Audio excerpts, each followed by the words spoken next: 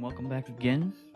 This time I want to talk about creating custom hairstyles with advanced accessory editing, among other things. So as you know, accessories can be objects or models that just kind of sit on the character in a certain place and kind of just are there. So as you can imagine, you can use that to create custom hairstyles. So if in the head category here for an accessory, you can scroll down and find a whole bunch of different hairstyles that you can attach. Now, in the first episode of this, I said how I didn't like that the pigtails on Misa were too close to her head and they weren't coming out, like this. So what we want to do first is pretty much get rid of the hair that's already there. I'm going to disable it with Material Editor just in case I want to re-enable it. What we want is just for there to be no hair showing at all. And I think we can get away with just disabling the back side of the hair. So let's go back to the hairstyles, and we want her to have, as the reference image shows, we want her to have pigtails. So we have this up here, which we're gonna have to adjust it to match where her head is. So we can come up with it. We might have to rescale it as well. Come back. There we go. I believe that'll be fine. So then what we want to do is make some more accessories this time. Something like this maybe? Something that's close to that reference. This could work. Check this out. So let's see if we can find the one on the right. I think that one's it. So these two we will use. So what I can do is, I wonder if it defaults to the right position. Almost. So what we can do here is we don't need to move the Z location, just the Y and X. There we go. And then we can just kind of adjust it as we see on the reference image. Let me actually pull that up for myself. So what we want is actually something like that right there, but then maybe just a little bit of X scale. And we can do the same thing on the other side. And cool thing here, okay, when you want to duplicate an accessory, it's really tedious to do, but there's some ways you can go about it that are just a little bit easier. It makes it just a teeny bit easier. So what I just did was I just went and opened that up, made sure that this was wasn't open, opened up the previous one, then switched over, and it stayed in the same spot. So you can easily select the same thing if you want without having to scroll down. Also, what you can do is you can copy the transform values here and then paste them onto another object. Now this is going to be, instead of 2.7, we're going to use negative 2.7 because it's the opposite side of the head. So I've noticed that maybe the Y is a little bit too high, so we can do that.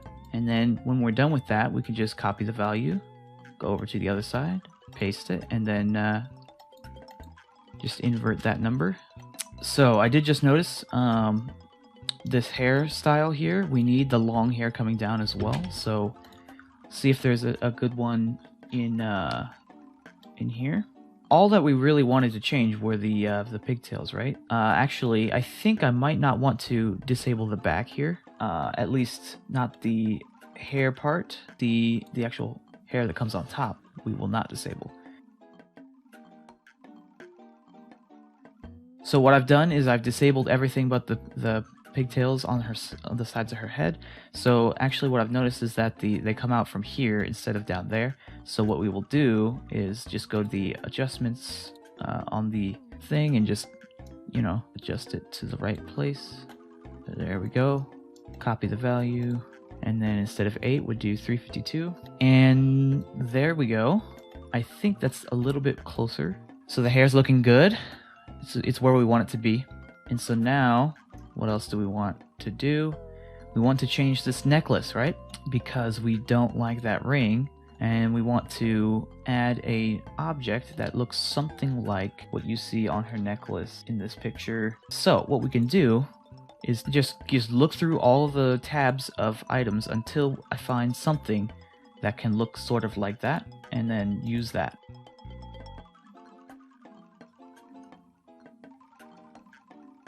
Okay, I'm gonna give you this example because it's the craziest thing I've just found. So We're gonna turn this into a necklace, alright? This is how crazy you can get with advanced accessory editing. This can be a necklace. Okay, here's what we're about to do. I'm gonna see what I can disable on this object. Nothing. Wait, maybe. What? Just that, okay.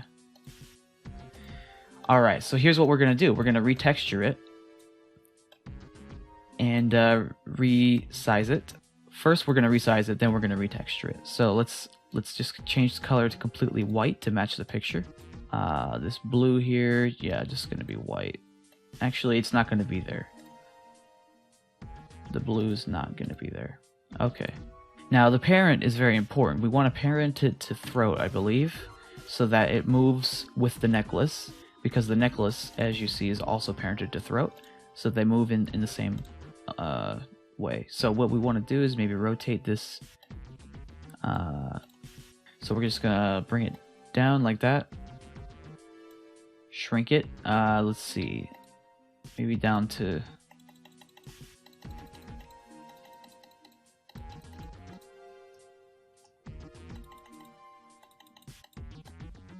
that level. Okay. And then we can just keep adjusting till we can see it in the right spot. All right. So what we want to do is with the necklace, if we can, if there's more than one object, I don't think there is. So what we want to do is pull up that texture again. If you remember from the last tutorial I did, there was that image that I edited for the texture of the necklace, so we can go into that and start to mess with that. Okay, here it is. So, as you know from last time, we had all of this part of the model being the silver part. So what we want to do is probably just get rid of that and see if that works. We just save it and then go back into Koikatsu and then take the main texture, import it again, and it will import like this. Now that ring has disappeared, and we will just modify the texture of this spear to just have the little end of it, and then that will be our new necklace. With R, actually, you can reset the camera in case you didn't know. So let's take the texture from this. So if we go into here, open the material editor. At the top, we can export the UV map. I'm gonna say we're gonna need that, so I'm just gonna export it now. And then what we also will need is the texture that we're using. So main text. Let's export that so that we can cut out the parts that we don't need. So let's open this up in paint.net, and that's a big mess. So let's get the objects UV map. So just make a new layer, paste this on. We're gonna keep canvas size, and then bicubic would be a good option here, because bicubic blurs it in a smart way, but nearest neighbor doesn't blur it, and it makes it hard to tell where things are. Let me show you the difference. Nearest neighbor looks like this, and then if we just switch to bicubic, you can see it more. Okay, so we're just going to try to get rid of different things here. I think this is the staff, so we can get rid of this. And let's see what else there is here, a part of this model. Here, let me close this out. Let me turn off show control axis so I can actually see this. Alright, well, this is looking like that. So we're going to get rid of all the parts of the model that are that. It's going to take a minute for me to figure this out. What we can do is actually make a gradient over top just to see where things land. And so anything that's yellow is down here, anything that's blue is up there. So we can kind of get an idea of where it lands on the image. So let's Control Shift F to flatten it, and then we need to save it as a PNG. And I'm going to save it with the name Misa. Alright, let's import this texture. So in here, we're going to go into main text, import texture, select the correct one. There we go. So parts of this are in yellow, parts of this are in green. Let me see if I can figure that out. Also, this part is almost fully in green, so I think most of the yellow is here. We're just gonna have to start slashing things and see what it looks like. So on this picture, so I'm glad we ran into this example because this is kind of an extremely difficult example. This is not something you're probably gonna typically try to do, but I did want to try it. So we're gonna probably just start taking things off the bottom here and see what happens. So flatten that. Well, let's do this. Flatten it and then save it. And then re-import it. Alright, that got rid of a lot.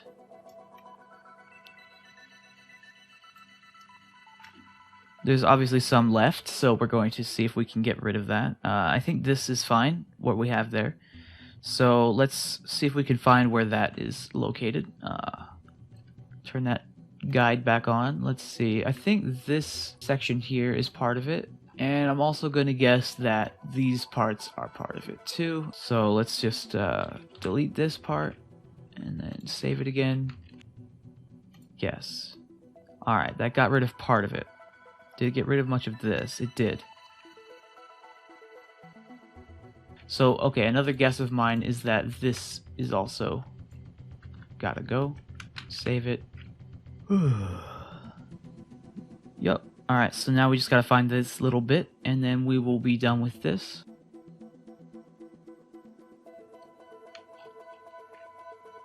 Could it be this? This could be it.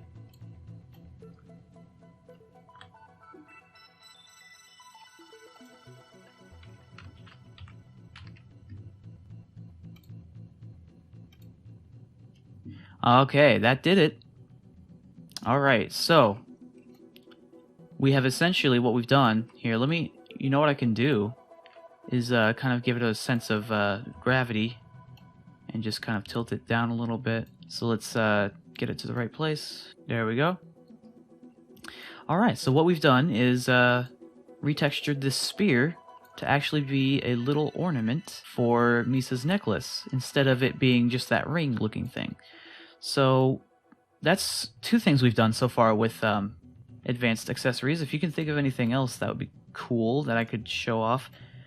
I mean, maybe we could change her eye shape, but really, that's just, we're nitpicking at this point. I think it really does look like Misa from Death Note, so I think next what I want to do is dive into body shaping, and we can make her look maybe more to our tastes, or maybe my tastes, I don't know.